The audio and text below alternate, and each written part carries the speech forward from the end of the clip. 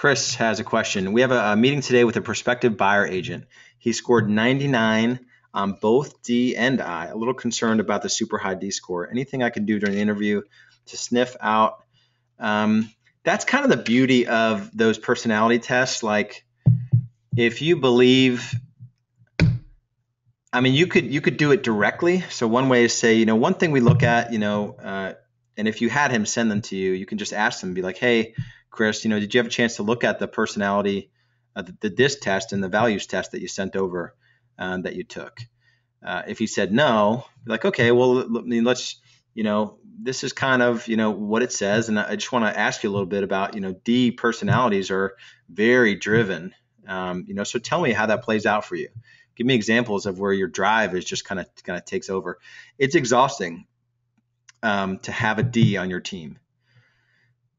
There's nothing wrong with it, right? So I'm not saying that everyone that has a D personality on their team, if they're really being true to themselves, they're just like, they speak their mind and they do things the way they want to do things. I have a D on my team, and I'm, if I was in the office every day, it'd be tough for me to be around a D personality all the time.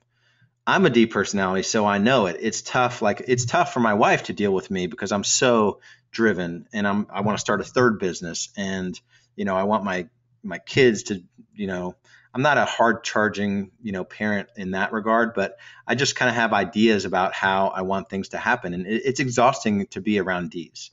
So just know that if you're D personality as team leader, the one thing is to know that it's exhausting to be around you, and that kind of helps you kind of how you deal and interact with your team. But just know if you hire a true D, it's going to be exhausting to manage them.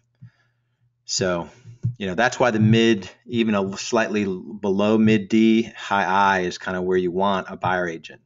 Listing agent, you need a little bit more D, but not a lot more D. We find that both of our listing agents now are crushing it.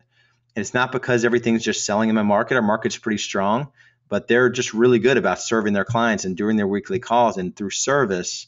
They have the difficult conversations, but it's after they build up a level of trust. So I would just ask them, about specific examples where, his high D personality has maybe helped him, and sometimes maybe it's hurt him.